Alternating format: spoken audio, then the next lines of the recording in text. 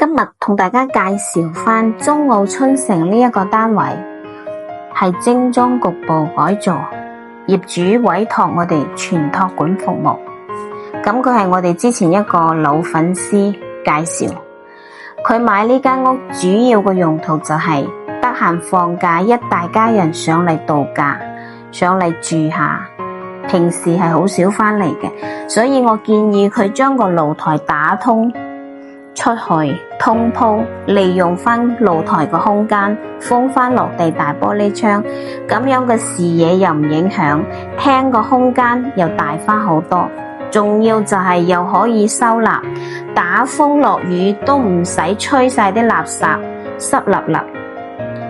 其實一間屋如果想裝得好，住得舒服，從嚟都唔係靠堆積一嚿二嚿嘅家私入去就可以做得到，佢係需要空間規劃、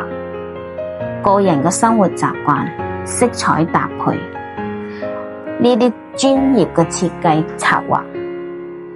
因為好多嘢你使咗錢未必達到你想要嘅效果，